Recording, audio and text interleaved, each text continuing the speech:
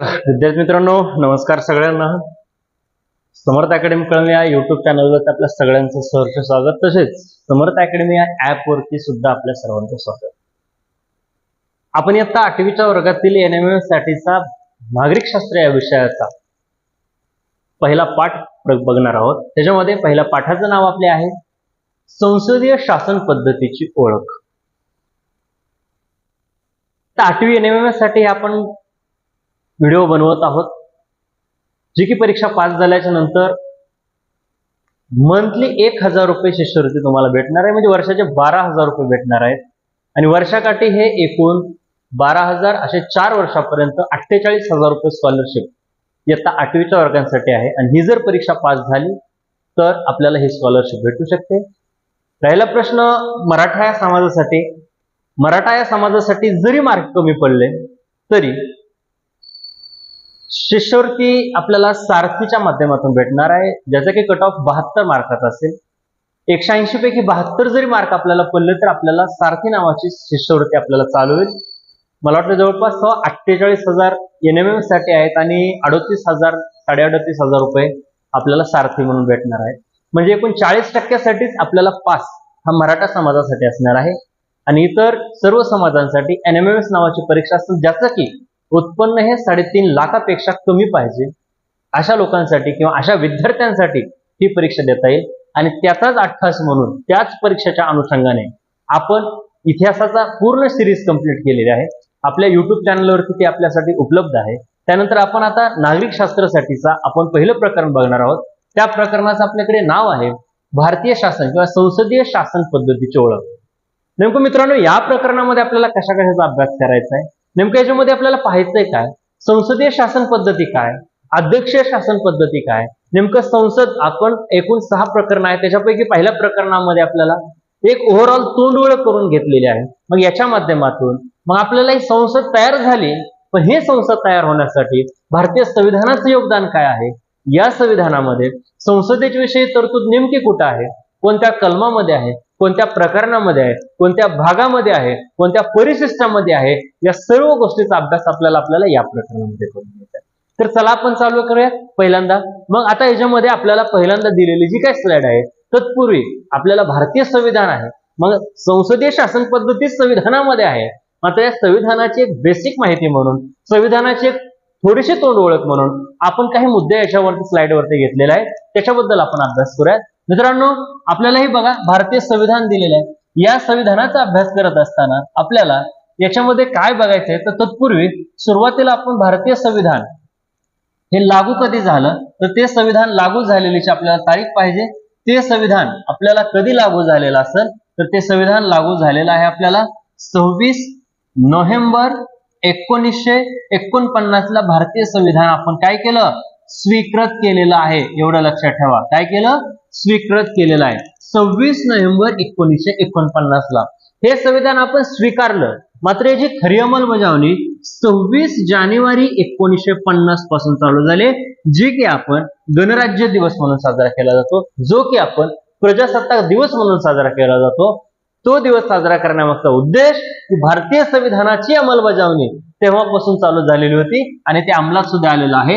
म्हणून भारतीय संविधान स्वीकृत कधी केलं, तर 26 नोव्हेंबर 1949 ला केलं आणि त्याची अंमलबजावणी कधी झाली, तर 26 जानेवारी 1950 ला भारतीय संविधानाची अंमलबजावणी झालेलं आपल्याला दिसून येतं. तरी बेसिक माहिती आहे, जी की आपल्याला तुमच्या कामाची असत आणि सर्वसामान्य भारतीयांना सुद्धा उपयोगात येणारी ही माहिती आहे. त्याच्यामुळे एक बेसिक माहिती असावी म्हणून तुम्हाला या गोष्टीमध्ये दिलेली आहे. तर याच्यामध्ये आपल्याला सगळ्यात पहिल्यांदा काय आहे, तर सगळ्यात पहिल्यांदा आपण एका गोष्टीपासून चालू करू. भारतीय संविधानासाठी एकूण पाने किती आहेत, तर ते पानं आहेत 251. बघा, लक्षात ठेवा, भारतीय संविधानामध्ये आपल्या संविधानामध्ये पेजेस पानं किती आहेत, तर ते पानं एकूण 251 पानं असलेलं आपल्याला दिसून येतं. भारतीय संविधानासाठी एकूण खर्च किती आला, तर त्याच्यासाठी खर्च आलेला आहे 64 लाख रुपये. लक्षात ठेवा, बेसिक माहिती आहे, सगळ्यांच्याच कामाची आहे, त्याच्यामुळे ही लक्षात ठेवायला काही अडचण आपल्याला नाही. भारतीय संविधान बघा लिहिलं गेलं, आपल्याला माहिती आहे भारतीय संविधान हे लिहिलं, पण हे लिहित असताना एकूण याच्यासाठी खर्च किती आला असेल, तर 64 लाख रुपये आला. आणि संविधान लिहिण्यासाठी दिवस किती लागले, तर दिवस लागले होते 2 वर्ष. बघा, लक्षात ठेवा, 2 वर्ष 11 महिने आणि 18 दिवस एवढे आपल्याला भारतीय संविधान लिहिण्यासाठी दिवस लागलेले आहेत. ठीक आहे, ही एक लक्षात ठेवा. या भारतीय संविधानाचं म्हणजे जी काय आहे त्या संविधानाचं नेमकं वजन किती आहे, तर ते वजन आहे 3.75 kg, म्हणजेच थोडक्यामध्ये 4.25 किलो एवढं आपल्या भारतीय संविधानाचं वजन आहे. किती वजन आहे? 4.25 किलो आपल्या भारतीय संविधानाचं वजन आहे, ज्याचे की पानं 251 आहेत आणि खर्च आलेला आहे खर्च आलेला आहे 64 लाख रुपये. त्यानंतर महत्वाची समिती, आपण बघा अभ्यास केलेला आहे. भारतीय संविधान लिहित असताना महत्वाची समिती आहे. आपण असं म्हटलं जातं की डॉक्टर बाबासाहेब आंबेडकर यांनी भारतीय संविधान लिहिलं गेलं, पण मित्रांनो एक लक्षात ठेवायचं, डॉक्टर बाबासाहेब आंबेडकर हे महत्वाची समिती जी काय होती तिचं नाव होतं मसुदा समिती, आणि या मसुदा समितीचे अध्यक्ष हे डॉक्टर बाबासाहेब आंबेडकर होते. काय लक्षात असं ठेवायचं, मसुदा समितीचे अध्यक्ष हे कोण होते? डॉक्टर बाबासाहेब आंबेडकर हे मसुदा समितीचे अध्यक्ष होते. म्हणून भारतीय संविधान हे डॉक्टर बाबासाहेब आंबेडकरांनी लिहिलं गेलं आपण असं म्हणतो. त्याचा आकार जर विचार केला तो 16/22 ही भारतीय संविधानाची साईज होती. लांबी आणि रुंदीचा विचार करता 16/22 एवढी आपल्याला त्याचा आकार असलेला दिसून येतं. आणि या भारतीय संविधानामध्ये चित्ररूप सजावट केलेली आहे. त्याच्यामध्ये भगवान गौतम बुद्धाचं चित्र असेल, त्याच्यामध्ये राम लक्ष्मणाचं चित्र असेल, त्याच्यामध्ये झाशीच्या राणीचं चित्र असेल, त्याच्यामध्ये म्हणजे भरपूर देवदेवतांचे चित्र त्याच्यावरती रेखाटले गेलेले प्रत्येक पेजेसवर चित्र आहेत. त्याच्यामध्ये चित्ररूप सजावट जर कोणी केली असेल तर ते चित्ररूप सजावट करणाऱ्यामध्ये नंदलाल बोस यांनी आपल्याला चित्ररूप सजावट केलेली भारतीय संविधानामध्ये दिसून येते. ठीक आहे, म्हणजे बेसिक गोष्टी आहेत, सगळ्यांनाच उपयोगी राहणाऱ्या गोष्टी आहेत, आपल्यासाठी एक महत्वाचं. आता एक सुंदर हस्ताक्षर, आता भारतीय संविधान लिहिलं गेलं पण तयार जरी डॉक्टर बाबासाहेब आंबेडकरांनी केलं असेल तर लिहिणाऱ्यामध्ये कोणाच्या हस्ताक्षरामध्ये लिहिलं गेलं तर त्याचं नाव आहे प्रेम बिहारी सक्सेना.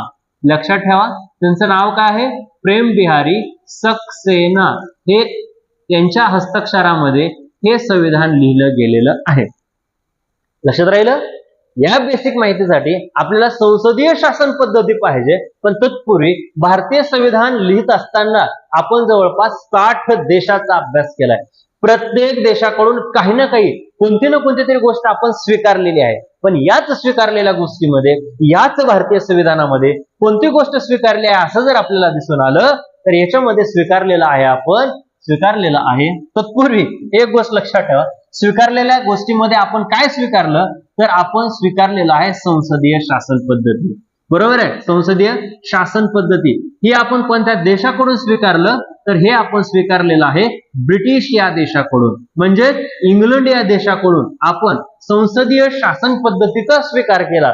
ही गोष्ट आपल्याला लक्षात ठेवावी लागेल. ठीक आहे, म्हणजे एकंदरीत संसदीय शासन पद्धती आपण जवळपास 60 देशाचा अभ्यास केलाय आणि 60 देशाचा अभ्यास करून आपण संसदीय शासन पद्धती हा जो काही प्रकार आहे, हा काही टॉपिक आहे, हा आपण इंग्लंड या देशाकडून घेतलेला आहे. ठीक आहे, तसंच अशाच पद्धतीची माहिती तुम्हाला पाहण्यासाठी आपण एक पुस्तक तयार केलेलं आहे. या पुस्तकामध्ये आपल्याला पेपर 2 स्टॅट या विषयासाठीचं हे पुस्तक आहे. याला मराठी माध्यमामधून आहे NMMS नावाचं. याच्यामध्ये मी स्वतः हे पुस्तक लिहिलेलं आहे आणि मार्केटमध्ये आपल्याला प्रत्येक दुकानामध्ये सुद्धा हे पुस्तक उपलब्ध भेटणार आहे. एकदम हे पुस्तक सुटसुटीत मोकळ्या भाषेमध्ये समजेल या भाषेमध्ये विद्यार्थ्यांना हे पुस्तक आपण लिहिलेलं आहे. दुकानामध्ये किंवा हे पुस्तक जर कोणाला पाहिजे असेल तर या युट्यूब चॅनलवरती किंवा माझ्या नंबरवरती कॉल करून घरपोच सुद्धा हे पुस्तक तुम्हाला प्रोव्हाइड केलं जाईल, तुम्हाला दिलं जाईल. त्याच्यामुळं एक लक्षात ठेवा, याच पुस्तकाच्या माध्यमातून अशा सर्व या गोष्टीची माहिती आपण त्याच्यामध्ये अपलोड केलेली आहे किंवा याच्यामध्ये आपण दिलेली आहे. ठीक आहे, हे पुस्तक पाहिजे असेल तर आपण पर्सनली मेसेज करा, व्हॉट्सअपला मेसेज करा किंवा कॉल करा, तुम्हाला ते घरपोच पुस्तक भेटून जाईल. ठीक आहे, चला नेक्स्ट आपल्याला पुढे बघायचंय शासन पद्धती. शासन पद्धतीचं काय रे बाबांनो? शासन पद्धती आता भारतामध्ये किंवा शासन पद्धतीचे 2 प्रकार आहे. तसे वेगवेगळ्या देशामध्ये वेगवेगळे प्रकार पडतात, पण मुख्यत्वे करून 2 प्रकार आपल्याला या ठिकाणी दिलेले आहेत. त्यामध्ये एकूण शासन पद्धतीमध्ये विचार करता एक शासन पद्धती हा मुख्य प्रकार, त्याच्यामध्ये संसदीय शासन पद्धती एक आणि दुसरी गोष्ट संसदीय शासन पद्धती आणि दुसरी गोष्ट कोणती असेल तर ती आहे अध्यक्षीय शासन पद्धती. मग परीक्षेमध्ये मित्रांनो आपल्याला असा प्रश्न विचारला जातो की भारत देशाने कोणत्या शासन पद्धतीचा स्वीकार केला, तर त्याचं उत्तर काय असेल, तर त्याचं उत्तर असेल भारत देशाने संसदीय शासन पद्धतीचा स्वीकार केला. मुळात आत्ताच तुम्हाला सांगितलं की ही संसदीय शासन पद्धती आपण कोणत्या देशाकडून स्वीकारली, तर त्या देशाचं नाव काय आहे, इंग्लंड म्हणजेच कंसामध्ये ब्रिटन या देशाकडून आपण भारतीय किंवा संसदीय शासन पद्धतीचा स्वीकार केलेला आहे. ठीक आहे. म्हणून आता तसं एक अध्यक्ष शासन पद्धती म्हणजे काय, याच्यासाठी अध्यक्ष हा लोकनियुक्त असतो. जी की अध्यक्ष शासन पद्धती कुठे आहे, तर ती आहे आपल्याला अमेरिका या देशामध्ये. आपल्याला अमेरिकामध्ये अध्यक्ष शासन पद्धती दिसून येते. म्हणजे त्या सभागृहाचा आणि त्या कार्यकारी मंडळाचा सहजासहजी काही संबंध दिसत नाही. इथला अध्यक्ष म्हणजे अमेरिकेचा राष्ट्राध्यक्ष हा जनतेतून नियुक्त केला जातो, तो लोकनियुक्त असतो. ही गोष्ट सुद्धा आपल्याला लक्षात ठेवावी लागेल. तर संसदीय शासन पद्धती इथला अध्यक्ष म्हणजेच थोडक्यामध्ये अप्रत्यक्षरित्या इथला पंतप्रधान किंवा भारतीय राष्ट्रपती आणि भारतीय पंतप्रधान हा लोकनियुक्त नसतो. यस, म्हणजे ही अप्रत्यक्षरित्या आपल्याकडे अप्रत्यक्षरित्या आपण या व्यक्तींना निवडून देतो, जे की प्रत्यक्ष आपण राष्ट्रपतीसाठी मतदान करत नाही, पण आपण ज्या व्यक्तीला मतदान केलेलं आहे तो व्यक्ती त्या राष्ट्रपतीच्या उमेदवारासाठी मतदान करत असतो. म्हणजे सांगायचं काय तुम्हाला, राष्ट्रपती जर भारतीय असेल तर भारतीय राष्ट्रपतीसाठी कोण कोण मतदान करतात, तर ते मतदान करणाऱ्यामध्ये लोकसभा सदस्य असतील. बघा लक्षात ठेवा, कोण मतदान करतात, लोकसभा सदस्य, त्याच्यामध्ये राज्यसभा सदस्य आणि नंतर विधानसभा सदस्य, हे लोक आपल्याला मतदान करताना दिसून येतात. मात्र हे लोक जरी मतदान करत असतील तरी याच्यामधले फक्त निर्वाचित सदस्यच राष्ट्रपतीसाठी मतदान करतात. निर्वाचित म्हणजे काय, थेट जनतेतून निवडून, म्हणजे निवडून गेलेले सदस्यच हे राष्ट्रपतीसाठी मतदान करत असतात. मग आपल्याला हे जेवण काय कळालं, हे जेवण आपल्याला एक कळालं, यांच्यासाठी मतदान कोण करत नाही, तर त्याच्यामधलं एक सभागृह आहे ते म्हणजे विधान परिषद. विधान परिषदेत ही सभागृह राष्ट्रपतीच्या निवडणुकीसाठी मतदान करत नाही. आणि दुसरी गोष्ट, जे नामनिर्देशित सदस्य असतात, जे की राज्यसभेवरती 12 सदस्य नामनिर्देशित असतात, हे 12 सदस्य सुद्धा राष्ट्रपतीच्या निवडणुकीसाठी मतदान करत नाही. म्हणजे हे राष्ट्रपती हा थेट जनतेतून निवडून न जाता हा राष्ट्रपती हा अप्रत्यक्षरित्या आपण निवडून दिलेल्या सदस्यामधून निवडून जातो. ही गोष्ट आपल्याला लक्षात ठेवावी लागेल. म्हणजे मित्रांनो सांगायचंय का त्याच्यामध्ये, हा राष्ट्रपती, त्यानंतर हा पंतप्रधान आहे. पंतप्रधान तरी थेट जनतेतून निवडून जातो का, बिलकुल नाही. पंतप्रधान, आता या दोन्हीमध्ये फरक काय रे, राष्ट्रपती हा राष्ट्रप्रमुख असतो. बघा लक्षात ठेवा, राष्ट्रपती हा कोण असतो, राष्ट्रप्रमुख असतो. तर पंतप्रधान कोण असतो, पंतप्रधान हा शासन प्रमुख असतो. येते का लक्षात, बघा राष्ट्रपती हा नामधारी प्रमुख असतो, फक्त नावापुरता असतो, नामधारी प्रमुख असतो. तर पंतप्रधान हा वास्तव कार्यकारी प्रमुख असतो.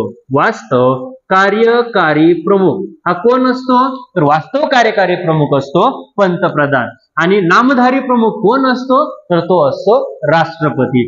म्हणजे समजून घ्यायच्या गोष्टी काय काय आहेत आपल्याला, ते संसदीय शासन पद्धतीमध्ये ज्यावेळेस ह्या गोष्टीचा अभ्यास करतो त्यावेळेस संसदीय शासन पद्धती जे लोक आहेत, जे म्हणजे राष्ट्राध्यक्ष किंवा आपले राष्ट्रपती असतील किंवा पंतप्रधान असतील, हे संसदीय शासन पद्धतीमध्ये अप्रत्यक्षरित्या जनतेतूनच निवडून जातात. परंतु अध्यक्षीय शासन पद्धतीमध्ये हा अध्यक्ष डायरेक्टली जनतेमधून निवडून जातो, पण हा आपण दिलेल्या सदस्यामधून परत ते सदस्य निवडून देतात.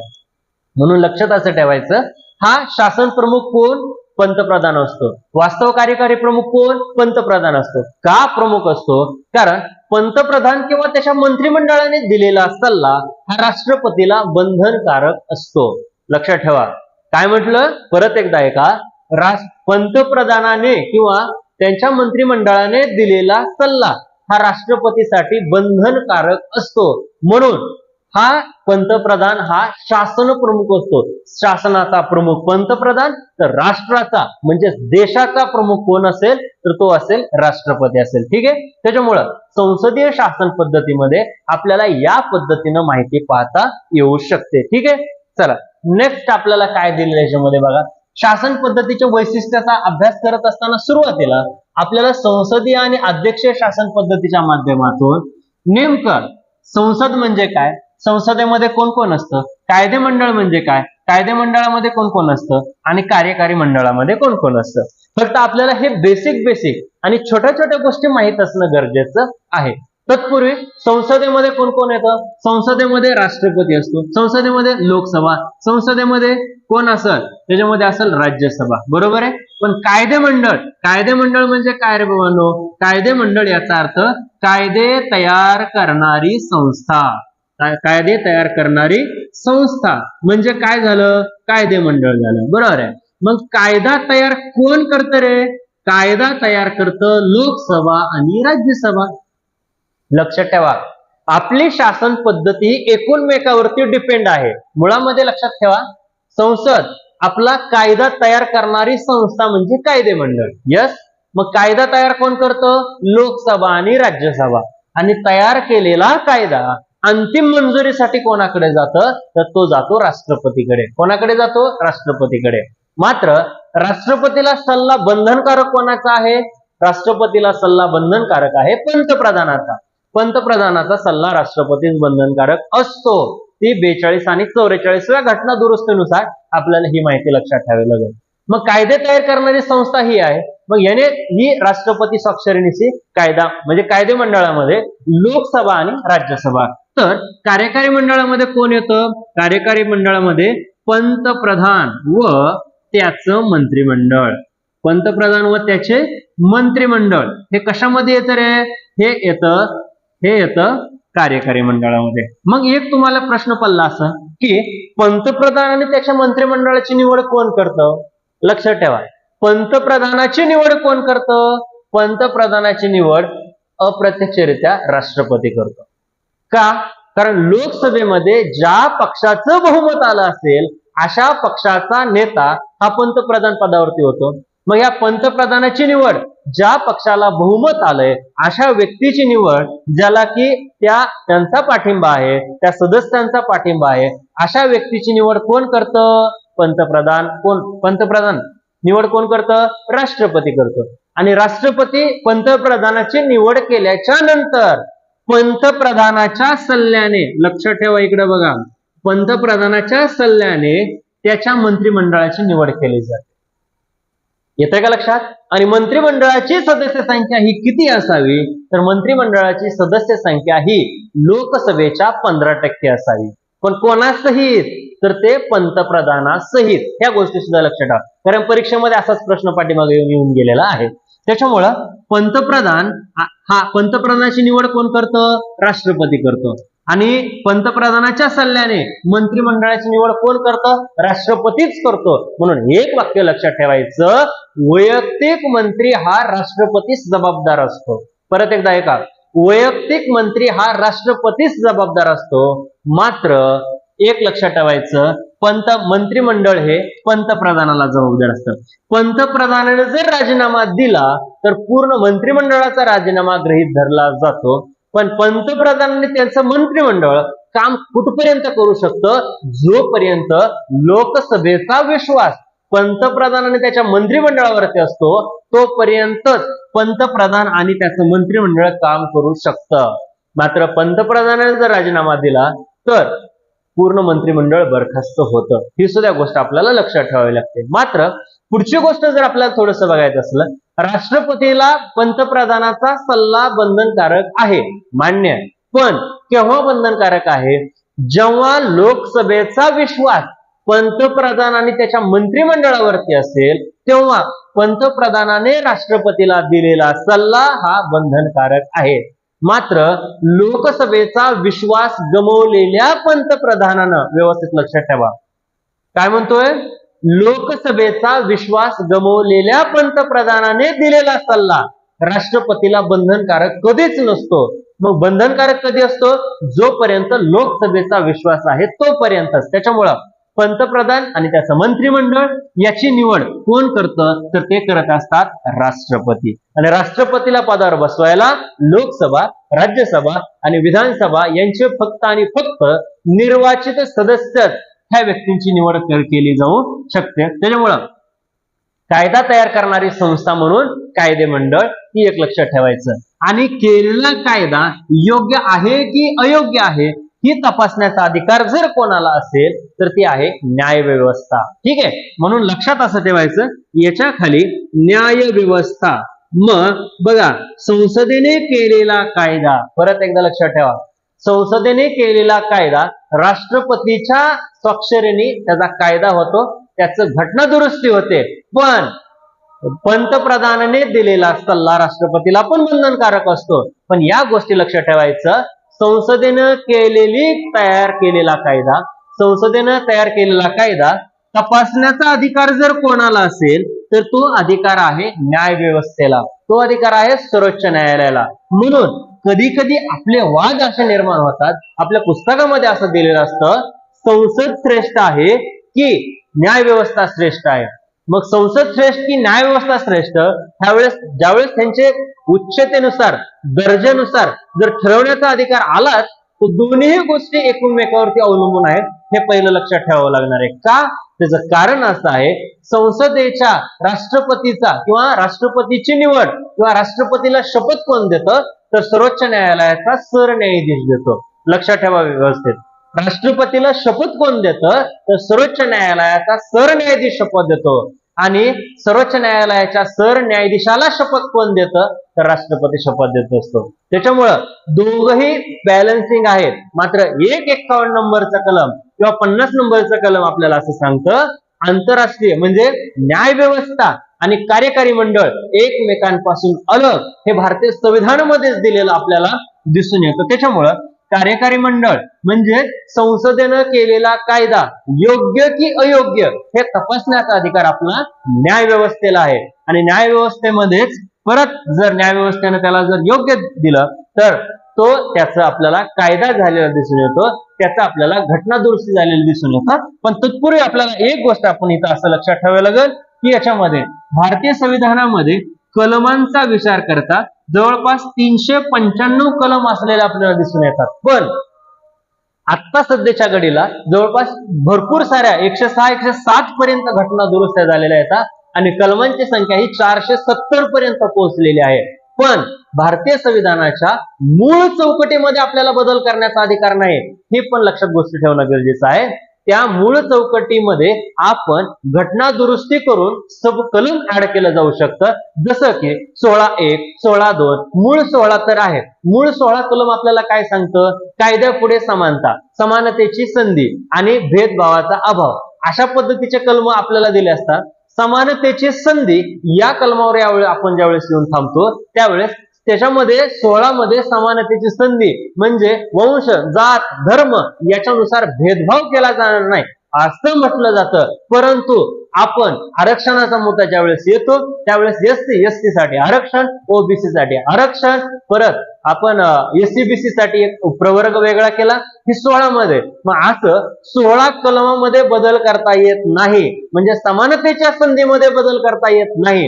परंतु 16(1), 16(2), 16(3), 16(4), 16(5), 16(6) पर्यंत त्या कलमामध्ये आपल्याला घटना दुरुस्ती केलेली दिसून येते. मग याच्यावर समजून काय घ्यायचं? मग कायद्यापुढे समानता नाही, मग प्रवर्ग बाजूला केले, एससी साठी सोडून, ओबीसी साठी सोडून, इतर मागासवर्गीयांसाठी सोडून, मराठासाठी सोडून, मग इतर साठी सर्वांना समानतेची संधी. पण त्याच्यामध्ये कोण राहिलंच नाही तर समानतेची संधी देणार कोणाला? त्याच्यामुळं भारतीय संविधानामध्ये घटना दुरुस्ती 368 कलमान्वये जी केली जाते त्याच्यामध्ये सुद्धा संसदेच्या साध्या बहुमतानं, संसदेच्या विशेष बहुमतानं आणि संसदेच्या साध्या प्लस इतर घटक राज्याच्या विशेष किंवा संसदेच्या विशेष प्लस इतर घटक राज्यांच्या साध्या बहुमतानं सुद्धा घटना दुरुस्ती केली जाऊ शकते. म्हणून भारतीय संविधानामध्ये कलम जरी 395 असले तरी जवळपास आता 470 पर्यंत घटना दुरुस्त्या करून त्याच्यामध्ये कलम समाविष्ट केलेलं आपल्याला दिसून येतं. ठीक आहे, त्याच्यामुळं एक गोष्ट लक्षात आपल्याला अशी ठेवावी लागेल, कायदेमंडळ न्यायव्यवस्था जरी असेल तरी न्यायव्यवस्था ही याचे अध्यक्ष, सरन्यायाधीश, न्यायाधीश ह्या ज्या गोष्टी आहेत ना, या गोष्टी आपल्याला संसद आणि न्यायव्यवस्था ही अलग गोष्ट आहे. पण संसदेनं केलेला कायदा तपासण्याचा अधिकार जर कोणाला असेल तर तो न्यायव्यवस्थेला आहे. आणि न्यायव्यवस्थेमध्येच आता एक लक्षात ठेवा, ही राष्ट्रपती जरी असला तरी सर्वोच्च न्यायालयाच्या सरन्यायाधीशाकडे सल्ला मागवू शकतं. लक्षात काय ठेवायचं बघा, सरन्यायाधीश आहे कुठला आहे, सर्वोच्च न्यायालयाचा. सर्वोच्च न्यायालयाच्या सरन्यायाधीशाला राष्ट्रपतीला सल्ला मागवण्याचा अधिकार आहे. म्हणजे राष्ट्रपती सल्ला घेऊ शकतो कोणाकडून, सरन्यायाधीशाकडून. कितीनुसार, 143 नुसार तो सल्ला घेऊ शकतो. पण सरन्यायाधीशाने दिलेला सल्ला हा राष्ट्रपतीला बंधनकारक नसतो.